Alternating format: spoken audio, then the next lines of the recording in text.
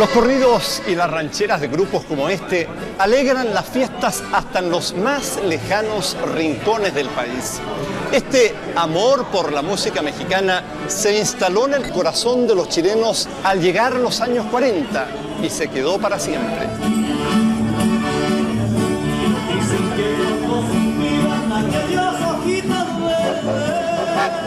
En 1938, cuando las rancheras se ponen de moda, Pedro Aguirre Cerda va de pueblo en pueblo.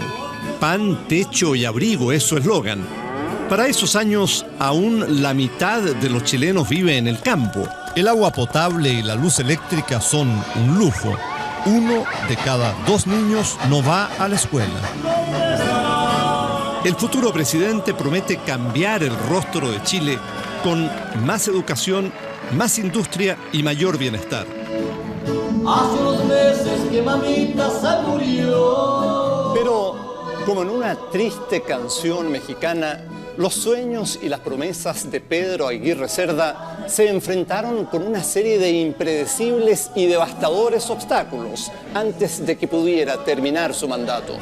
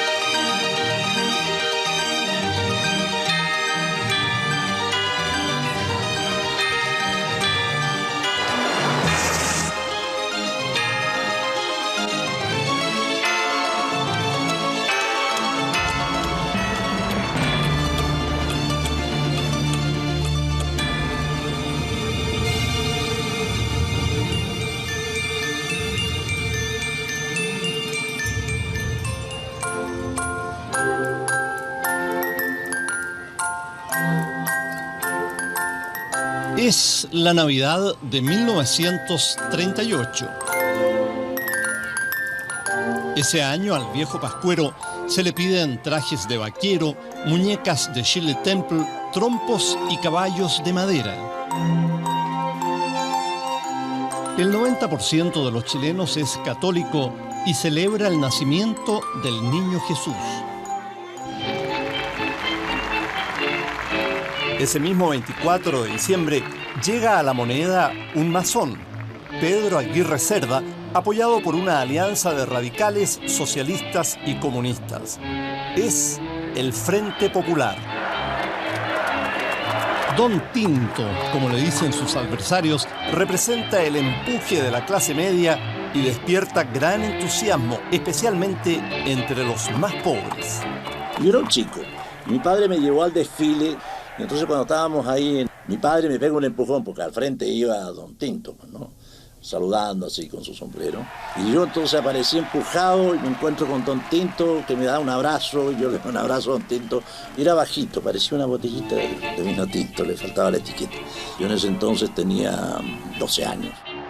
Para muchos esa Navidad trae nuevas esperanzas, pero para otros grandes amenazas. Todos tenían miedo de que el radical llegara a la presidencia, como que se iba a perseguir a la gente, que se iba a matar a la gente, escapaban.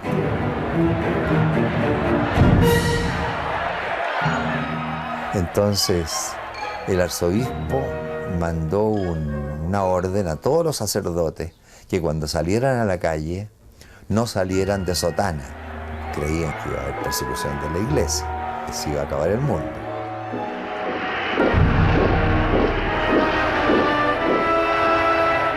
En Europa, la guerra es inminente y la gente se prepara para lo peor.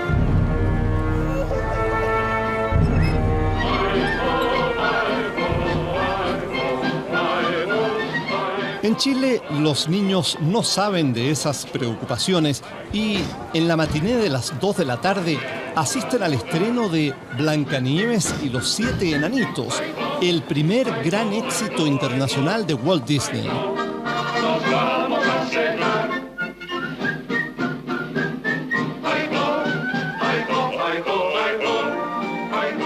Las caricaturas son la pasión de los niños de la época que devoran las historietas que aparecen semanalmente en las revistas infantiles.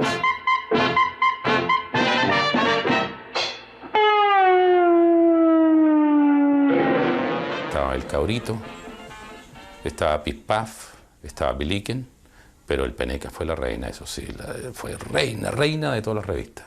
Extraordinaria. Nacido en 1908, el Peneca es todo un suceso.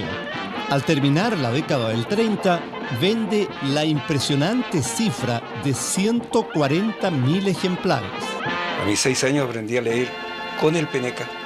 Y yo recuerdo que Quintín el Aventurero iba subiendo por las escarpadas rocas junto con su compañera Evelina. Y salían un cuento en seriales, que era de un detective que se llamaba Sexton Blake, que era la delicia de uno.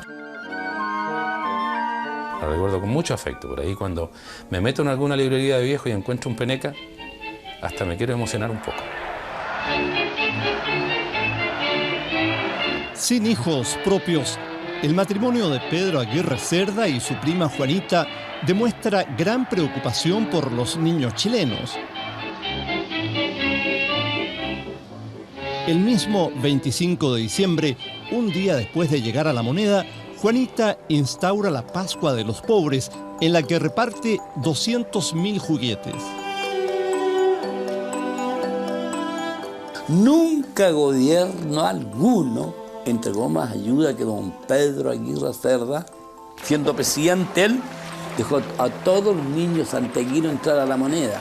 Les permitió bañarse donde habían fuentes. Todos los niños de 10 años podían bañar.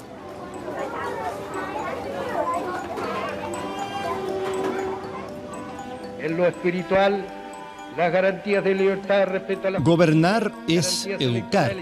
Se convertirá en el emblema de Pedro Aguirre Cerda. Es profesor de castellano y viene decidido a aumentar la matrícula y modernizar la enseñanza.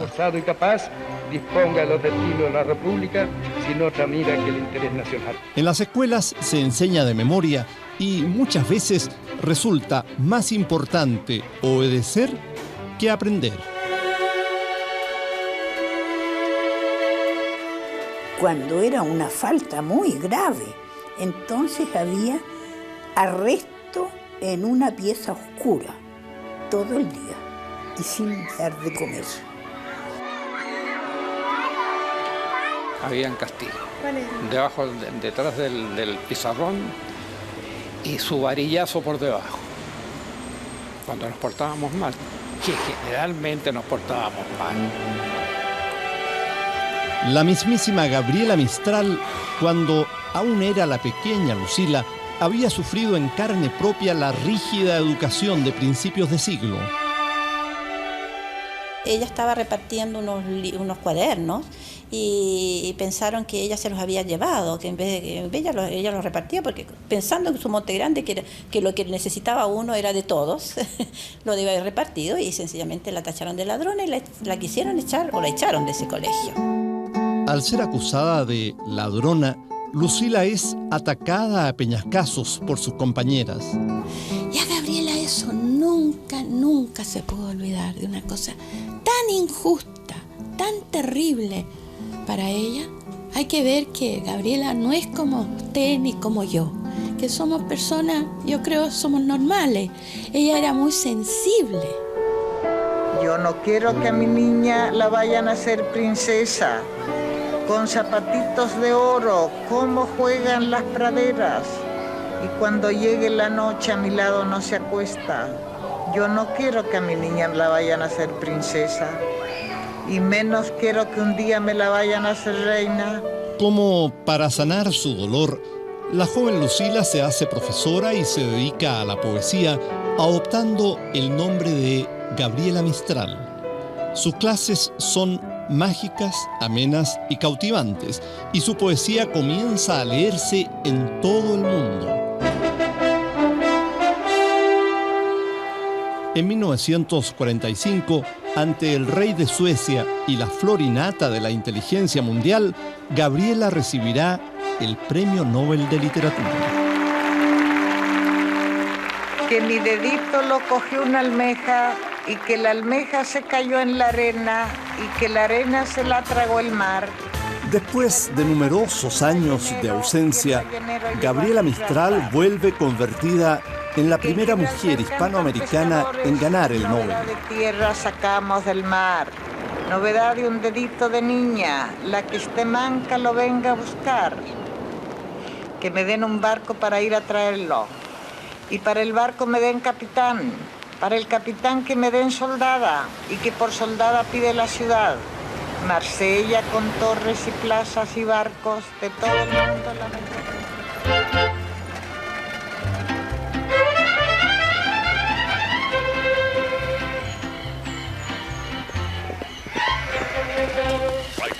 Al llegar 1939, a las tradicionales tonadas y cuecas chilenas se suma una música que viene a instalarse definitivamente en las casas campesinas.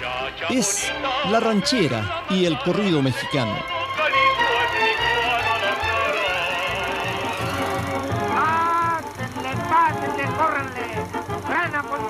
Del gran circo Estrella, vayan pasando changos. Los mexicanos también causan furor en la pantalla grande.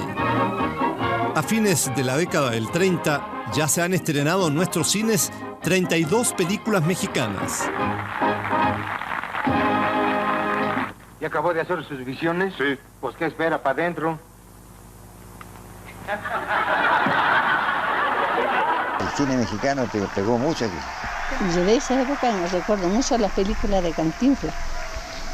La Libertad Lamarque. Libertad Lamarque, Jorge Negrete, que ese era mi ídolo. Y todavía era mi ídolo, siempre. Años después, el ídolo del cine y de la canción Jorge Negrete visita el país. Se desata la histeria colectiva y sus admiradoras provocan escándalos y accidentes. Gran popularidad, muy buen mozo era, y cantaba lindo. Y entonces llegó por tren a la estación Mapocho. ¿Para qué le cuento a la gente cómo estaba? Miles de personas. Pregúntale a las mujeres cómo fue. Cantaba muy lindo. Tenía, imagínese, 1,90 m, buen mozo y con buena voz y de charro. ¿Se da cuenta usted?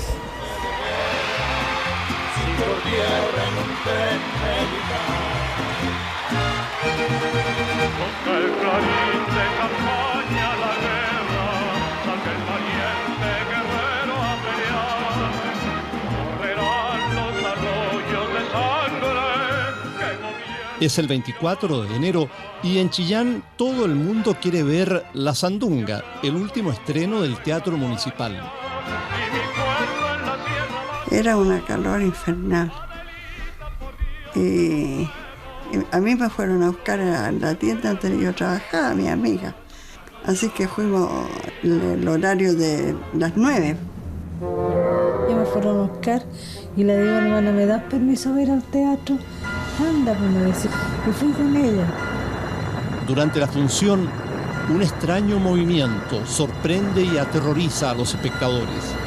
Como digo, estaban dando La Sandunga y en ese momento siento que se mueve. Y ya, pues yo pensé que era un temblor, pero nunca me iba a imaginar tanto. Entonces empezó el terremoto suave, pero después empezó así. Nadie se sostenía.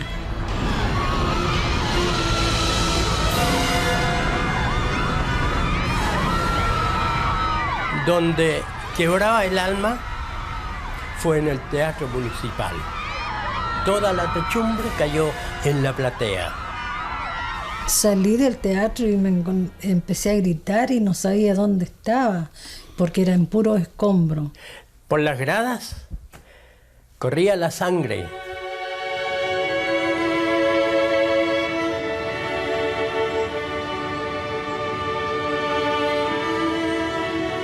Olga, Mercedes y sus amigas fueron 4 de los 10 sobrevivientes del Teatro de Chillán. Más de 500 personas quedaron sepultadas para siempre bajo los escombros del edificio.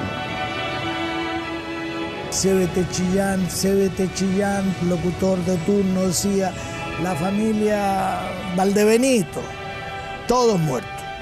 La familia tanto, solamente muertos los abuelos. La familia tanto, murió la guagua. Todo el día era como una pesadilla.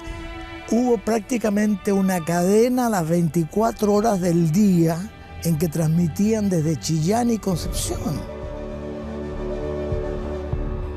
Este puente ubicado en Ñuble en esos años era vital para unir a Santiago con el sur del país. Esa noche triste del año 1939 también se vino al suelo, con lo cual Chillán y el sur de Chile quedaron casi completamente aislados. El presidente Aguirre Cerda, al enterarse de la magnitud de la catástrofe, decidió venir personalmente a Chillán para organizar la ayuda, dar aliento a las víctimas y asimismo iniciar de inmediato las tareas de la reconstrucción. Yo estuve con él en la Plaza de la Victoria y andaba con la señora Juanita, la esposa, pero sí era una lamentación terrible. Yo lloraba él mismo con la señora Juanita. Fue terrible, ¿no? Chile, estremecido, se moviliza. Cientos de jóvenes de todo el país viajan como voluntarios para remover los escombros. De todas partes del mundo llegan medicinas, ropas y alimentos. El terremoto arrasó 7 provincias, desde Talca hasta Malleco. Se desplomaron 20 ciudades y 100 caseríos y, extraoficialmente, se habló de 30.000 muertos y de 40.000 heridos. Nunca en el siglo murieron tantos chilenos durante un terremoto. Dios supo cuidarlos nomás, porque si no hubiera sido, más de alguna habíamos muerto. Hoy en día prácticamente todos los hogares chilenos cuentan con luz eléctrica. El 60% de esa energía proviene de represas como esta. La situación era completamente distinta hacia fines de los años 30, cuando la mayoría de los chilenos se alumbraba con velas. El terremoto de Chillán tuvo graves consecuencias, pero también impulsó la industrialización del país y con ello la masificación de este milagro que es la luz eléctrica. En los alrededores de las ciudades, acentuando así las diferenciaciones sociales. En mi concepto, el empleado y el obrero deben vivir en el interior de las ciudades, de manera que la clase trabajadora se sienta como un componente social tan digno y respetable. Tras el terremoto, Aguirre Cerda obtiene facultades extraordinarias y en abril de 1939 crea la Corporación de Fomento de la Producción, Corfo. Más tarde pone en marcha un plan de electrificación. Así nacería la Empresa Nacional de Electricidad, Endesa. Atención, rubias y morenas, escuchen todas este refrán. Sintonicen todas esta radio. Es la época en que los artefactos eléctricos empiezan a masificarse en los hogares chilenos. La radio se transforma en la gran ventana que nos conecta con el mundo. Que a las chicas dice su pasión. Qué moderno es el amor por radio.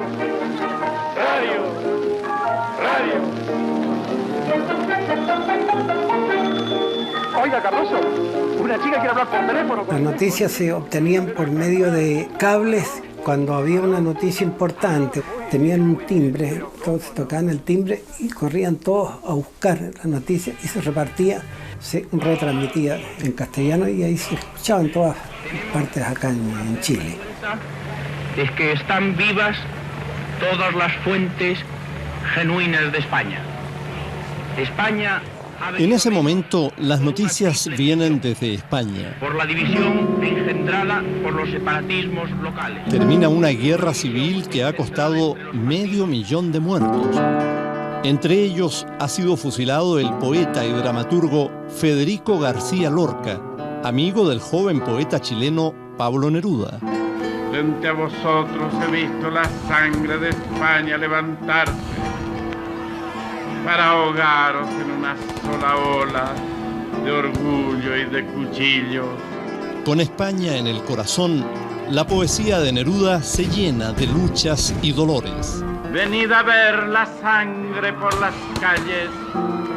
Venid a ver la sangre por las calles. Venid a ver la sangre por las calles.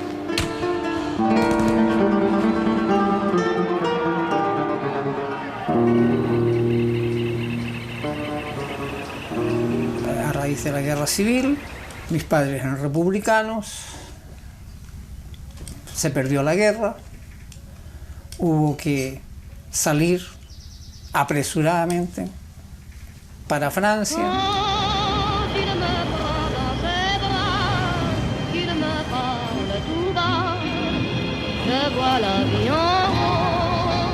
Si en París había un gran despliegue de represión para evitar que los refugiados españoles que habían pasado a Francia en una cantidad superior a los 400 o 500 mil personas llegasen hasta París, para no perturbar la vida grata y agradable que tiene París. Enviado por Aguirre Cerda, Pablo Neruda llega a Francia para traer refugiados republicanos a bordo de un viejo barco de carga, el Winnipeg. Neruda en persona se encarga de seleccionarlos. Me acerqué a la embajada de Chile y al segundo o tercer día que llegó Neruda a París a hacerse cargo, de manera que yo fui de las primeras personas que pude entrevistarme con Neruda, que no conocía, claro. Vestía muy tropical, traje ligero, color claro, me parece que usaba sombrero de estos de Panamá. Me parece que habló con cada uno de los 2000 y tantos que embarcaron. Por esos mismos días, en el puerto de Hamburgo, en Alemania, otro barco, la motonave chilena Copiapó, también se encuentra lista para zarpar. Su misión es sacar a los chilenos de Europa antes de que empiece la guerra. Pero el capitán también decide salvar la vida de judíos alemanes perseguidos por los nazis. La cosa era bastante difícil y hemos considerado que era muy importante salir lo más pronto posible. Nos avisaron en la noche que hay un pasaje disponible para la Copiapó, pero tendría que llegar inmediatamente a Hamburgo. Yo, como era un joven de 17 años, no tenía miedo y me atreví de embarcarme con 100 pesos chilenos y una maletita chica. En Hamburgo, 100 pasajeros chilenos y 50 judíos logran abordar el Copiapó. Cuando la nave está a punto de zarpar, la Gestapo ordena que todos los pasajeros judíos bajen a tierra. Y el capitán dijo, no se preocupen, si ustedes quieren viajar y ustedes quieren viajar, yo me comprometo a subirlos a bordo, sea como se sea. La firme determinación del capitán del barco, Roberto Muñoz, permite que, al final, la Copiapó zarpe con todos sus pasajeros a bordo. Cuando el barco zarpó, una vida nueva. Uno nació de nuevo. Uno tenía esperanzas. Uno vio el cielo celeste. Era diferente. Casi en igual fecha, el Winnipeg parte de Burdeos con 2.000 refugiados españoles. Para mí el viaje fue una verdadera aventura.